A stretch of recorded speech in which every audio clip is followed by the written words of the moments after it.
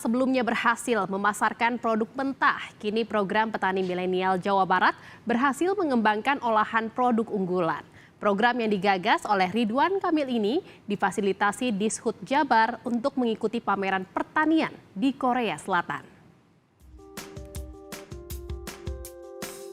Dinas Kehutanan Provinsi Jawa Barat sukses mengawal program gagasan Gubernur Ridwan Kamil Petani Milenial yang berhasil mengembangkan olahan produk unggulan dengan bahan dasar madu hutan dan jamur kayu. Bahkan salah satu inovasi ini pun dapat dibuat menjadi es krim. Atas keberhasilannya, Ridwan Kamil memberikan apresiasi saat menghadiri acara inaugurasi Petani Milenial.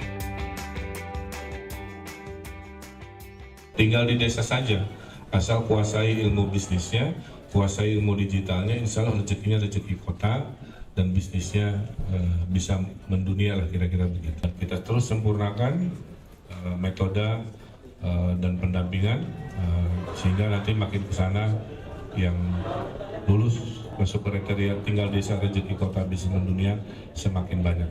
Dan tenanglah kita bahwa masa depan ekonomi pangan dan ketahanan pangan kita bisa terjaga.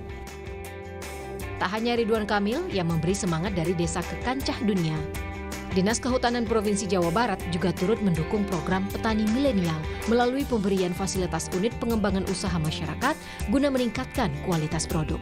Kalau kemarin rintisan, tahun ini kita pengembangan. Pengembangan tidak hanya dari sisi kuantitasnya saja, tapi kualitasnya. Kualitasnya juga, lalu kontinuitasnya. Karena kalau sudah kena 3 parameter itu, jumlah, kualitas, dan stabilitas kuantitas itu, dia akan siap kemana-mana.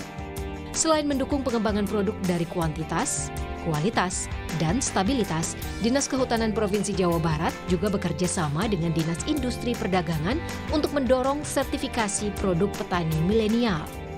Tak hanya itu saja, Dishub Jabar juga memfasilitasi petani milenial untuk mengikuti pameran pertanian di Korea Selatan. Tim Liputan, Kompas TV.